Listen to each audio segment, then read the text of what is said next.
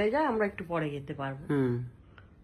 কালকে হ্যাঁ, আমরা 3:30 নাগাদ বেরোলে আমাদের। ওর বক্তব্য সেই যখন যাব অত দেরি কেন করবো, মানে সেই যখন যেতেই হবে দেরি করে 3টের দিকে গেলেও সে যেতে হবে, তাহলে 1 ঘন্টা আগে আগে এবারে আমি বুঝতে পেরেছি দর্শক, শুক্রবারের স্কিম আজকে দাদাই নেই, কিন্তু আমার বৌদি একটা স্কিম নিয়ে এসে আজকে রয়েছে। স্কিমটা কি মা? স্কিমটা কি বলো? কুটনি বৌদির স্কিমটা কি?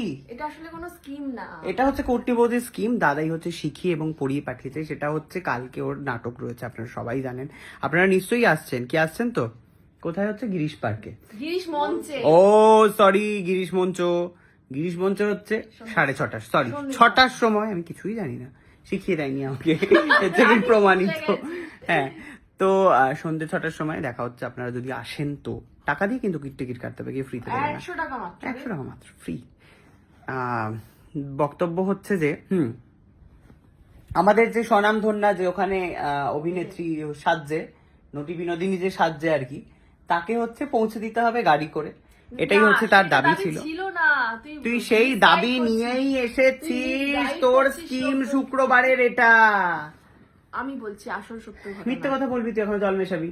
মা ও বলেনি তাহলে আমাকে নিয়ে তোমায় বলেনি মা? তুমি আমার এসে বললে যে তাহলে তাড়াতাড়ি বেরোবি, একটা দিন তাড়াতাড়ি। কে বললো এগুলো? এগুলো কথা কে বললো? আমি মেরে দেবো কিন্তু তোমাকে। বলো কেন? আমার তো কোনো প্ল্যানই ছিল তুই না। চুপ কর। কে বললো বলো?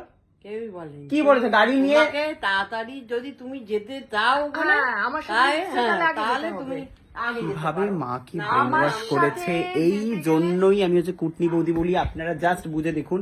আমাকে এখানে বললো যে দেখ আমাকে পৌঁছতে হবে হচ্ছে 2টোর মধ্যে। হ্যাঁ, আমি ধর ওই 2টো বা 2:30 নাগাদ ধরো। তাহলে যখন বেরোবি তাহলে আমাকে নিয়ে এই স্কিম নিয়ে হচ্ছে এসেছে, যেটা এখন জাস্ট পাল্টি মেরেছে। আমি বুঝতে পারছি না। আপনারা বলুন, ও হচ্ছে জ্যাম হবে তো সমস্যা হবে, তাই আলটিমেট তো এটাই যে এইখান থেকে অত দূর আমাকে গাড়িটা চালিয়ে যেতে হবে। বুঝতে পারছেন তো আপনারা? এটাই হচ্ছে স্কিম আজকের শুক্রবারের। এই হলো কথা। আর আপনারা বলুন যে একজন অভিনেত্রী কিভাবে সে মেট্রো করে যায়, মানে যেতে পারে মেকআপ করে। না তুই তো নিশ্চয়ই সেজে গুজে যাবি না, ওখানে তো সব হবে। ও, তাহলে তোর কোনো অসুবিধা নেই বলছিস? মেট্রো করেই যেতে পারিস? মেট্রো করে যেতে পারবো না, কারণ আমার কাছে প্রচুর ব্যাগ থাকবে, costume, sari blouse everything, costume jewellery সব থাকবে আমার সাথে। তাহলে মেট্রো করে তো আমি যেতামই না। তাহলে গাড়ি নিয়ে যেতে হবে। তুই তো বললি তুই যাবি, না হলে তোর গাড়ি নিতিস। হ্যাঁ, মানে 2টো গাড়ি একসাথে কেন নিয়ে যাব সেটাই বুঝতে পেরেছি। যাই হোক, স্কিমে আমি অলরেডি পড়ে গেছি। তার কারণ স্কিমটাকে আমি দর্শক নিয়ে ফেলেছি, তো আমাকে যেতেই হবে কালকে। তো দেখা হচ্ছে কালকে ওখানে গিয়ে। তার কারণ মা তো জয় মা রানী মা, এসি গাড়ি ছাড়া হচ্ছে মহিলা যাবেন না। তো এই হচ্ছে ব্যাপার, প্রচন্ড গরম। আর আমিও যেতে মানে না যাওয়াই উচিত এসি ছাড়া এখন। তো যাই হোক, তো দেখা হচ্ছে তাহলে। অ্যান্ড অল দ্য বেস্ট কালকের জন্য। আর শাশুড়ি থেকে কোন শাড়ি নিলি রে? নিয়েছি, কয়েকটা নিয়েছি। এবার কোনটা কোন সিনে পরবো দেখতে হবে। আমার থেকেও কিছু মা শাড়িগুলো সিনে পড়বে ভাই, নষ্ট হয়ে যাবে। নষ্ট হবে? এটা কি শুটিং নাকি যে শুটিং এ নষ্ট হয় না, নাটকে নষ্ট হবে। তোকে রিয়েল অ্যাক্টিং করতে হবে, তোকে পড়ে যেতে হবে স্টেজের মধ্যে। না করে ওই স্টেজে ছিঁড়ে গেল একটা, ধর পেরেক লেগে যদি ছিঁড়ে যায়, প্রত্যেক নেই যদি শাড়ির কিছু হয়, মা তো এটা বলতে পারবে না, আমাকে বলতে হবে। যদি শাড়ির কিছু হয় আমি কিন্তু ক্ষতিপূরণ চাইবো। এই ব্লগে কিন্তু রয়েছে, কারণ প্রত্যেক কটা শাড়ি আমার কেনা, আমার পছন্দ করে কেনা। তাই যদি একটু কিছু হয়েছে তাহলে কিন্তু তোর একদিন কি আমার 10 দিন। হ্যাঁ, যখন তুই কোনো মানুষের কিছু কিনে দিয়ে দিচ্ছিস, তারপরে তার সেই জিনিসটার প্রতি তোর আর কোনো অধিকার থাকে না, সেটা তার হয়ে যায়। এবার সে সেটা নিয়ে দাবি করতে পারে না মা তো আমারই আছে। তো মা কি মা তোর মা তাহলে জন্ম দিয়ে দিল, মার তাহলে আর কোনো অধিকার নেই নাকি?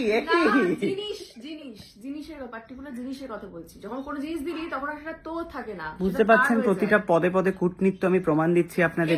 এবং যে পরে যাওয়া যে সিন বলছি, সেটাতে আমি আমার শাড়ি পরছি, ওটাতে তো পুরনো শাড়ি পরতে হবে। ঠিক আছে, তাহলে প্রত্যেক কটা হচ্ছে আমি কি ওয়াশ করে দিলাম কিছুদিন আগে, সেগুলো নিয়ে নি আমি। ও সেগুলো নেই না। ও আচ্ছা, তাহলে তো ঠিকই আমি আছে। পুরনো শাড়ি নিই। মা দেখো তো কি শাড়ি নিয়েছে, এখন নিয়ে এসো তো। ওই দেখো না, ওটা সবাই এখন দেখিয়ে দেবো না, এখন আমি দেখি কি কি বাড়ি থেকে বেরোচ্ছে। ওকে দর্শক, থ্যাংক ইউ সো মাচ। এইরকম ভাবে অত্যাচার এবং স্কিম নিয়ে প্রত্যেক শুক্রবার হাজির হয় দুজনে, দাদাই আর সুস্মিতা। আজকে স্কিমটা আমি বুঝতে পারছিলাম যে হঠাৎ বিনবুলাই কি করে চলে এলো। ভেবেছিলাম যে স্মুথি দিয়ে দেবো শান্তি। ও বাবা না, শাড়ি স্কিম রয়েছে 1 নম্বর, 2 নম্বর হচ্ছে গাড়ি স্কিম রয়েছে, 3 নাম্বার কি স্কিম? কি পাঁচজন খাইয়েছো তুমি? খাই পাঁচ। না সেটাও স্কিম ছিল না। যাই হোক, তাহলে কালকে শো এর পর আমাদেরকে খাওয়াতে নিয়ে যাচ্ছিস, কথা দে। কথা দিলাম। তাহলে তো স্কিমটার কোনো ভ্যালুই থাকলো না। তাহলে তুই স্কিম করিসনি? না। কি ভালো রে তুই। আমি তোকে বাজে বাজে কথা বলি না। কাল শনিবার কি খাবে? ও ভাই, স্কিমের ওপর স্কিম তুমি। আমি আবার তোমাকে আদর করছিলাম, শয়তান মহিলা। কি কালকে শনিবার, কি খাওয়াবি তুই কালকে? সেটা তো আমার মনে ছিল। অসাধারণ স্কিম রে, তুই স্কিমেই আছিস। আমি সদ্য নিজের একটা গিল ট্রিপে যাচ্ছিলাম যে আহারে মেয়েটা বোধহয় ভালো। মা ঠিক ধরিয়ে দিয়েছে না। ওটা মা ধরে দিয়েছে, ওটা আমি জানতাম। তুই জানতিস সব মাথায় অ্যাক্টিং ছিল না, অ্যাক্টিং, মাথায় ছিল না। নটি বিনোদিনী। তাহলে তো অন্য দিন খাবি, কালকে যদি শনিবার হয়। না কালকে সবাই যাচ্ছি, শ্বশুর শাশুড়ি সব নিয়ে। কালকে ছাড়া অন্য কোনো দিন কেন খাবো? পনির ভাত খাবে। বাবাও যাচ্ছে? না না, ও বাবা যাচ্ছে না? বাবা যাবে কি? পুলুকে ও, দেখ। শ্বশুর যাচ্ছে না, তাহলে অনলি শাশুড়ি অ্যান্ড বাপের বাড়ির মা দাদা শাশুড়ি। হ্যাঁ। হ্যাঁ, আর কুকু লাইন দিয়েছিল কিন্তু খুবই নিয়ে যাবে না। অতক্ষণ ধরে পারবে না। ও আচ্ছা, ঠিক আছে। যাই হোক দর্শক, থ্যাংক ইউ সো মাচ। এটা ওঠে না রে, এটা সেলাই করা। ঠিক আছে, ভালো থাকবেন, ভালো রাখবেন। আর একটুখানি বলছি ফলো করে দেবেন। হ্যাঁ, আপনারা কেউ ফলো করছেন না আমাকে। টাটা। যা।